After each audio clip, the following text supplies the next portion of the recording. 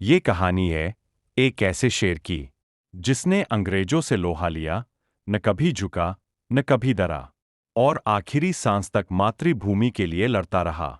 नाम था टीपू सुल्तान, उपनाम शेर मैसूर। टीपू का जन्म 20 नवंबर 1751 को हुआ था। पिता थे हैदर अली, जो खुद एक वीर योद्धा और मैसूर राज्य के शासक थे। टीपू को बचपन से ही अरबी, फारसी, उर्दू और कन्नड़ जैसी भाषाएं सीखीं। इतना ही नहीं, उसने घुड़सवारी, तलवारबाजी और विज्ञान की भी पढ़ाई की। सिर्फ 15 साल का था तब उसने अपने पिता के साथ मिलकर अंग्रेजों के खिलाफ युद्ध लड़ा था। 18वीं सदी में अंग्रेज भारत के अलग अलग हिस्सों को अपने अधीन कर रहे थे, लेकिन एक राज्य था मैसूर जो उनके सामने डटा रहा। टीपू ने 4 बार अंग्रेजों के साथ युद्ध लड़ा, पहला, दूसरा, तीसरा और चौथा मैसूर युद्ध।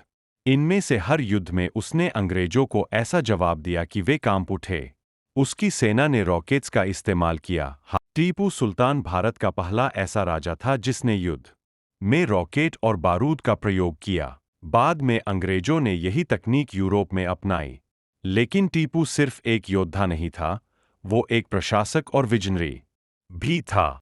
टीपू ने फ्रांस के साथ मिलकर अंग्रेजों के खिलाफ रणनीति बनाई। उसने फ्रांसीसी सैनिक को ट्रेनिंग के लिए बुलाया और अपने किले मजबूत किए। टीपू मुस्लिम था, लेकिन उसने कभी किसी धर्म के साथ भेदभाव नहीं किया। वो कहता था, धर्म व्यक्तिगत है, लेकिन मातृभूमि सबसे ऊपर है। 4 मई 1799 अंग्रेजों ने श्रीरंगपट्टनम पर हमला किया। उस दिन टीपू के पास 2 रास्ते थे, एक आत्मसमर्पण कर देना और दूसरा मरते दम तक लड़ना, और उसने चुना शहादत का रास्ता। जब अंग्रेज किले में घुसे, टीपू अपने सैनिकों के साथ अंतिम सांस तक लड़ता रहा। उसे गोली लगी, लेकिन उसने आत्मसमर्पण नहीं किया। उसकी लाश जब मिली, तो तलवार अब भी उसके हाथ में थी।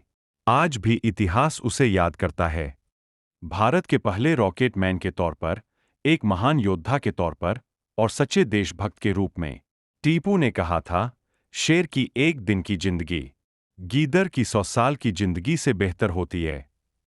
और उसने अपने जीवन से यह साबित कर दिया। वो राजा जिसने लड़ते हुए जान दी, लेकिन कभी झुका नहीं।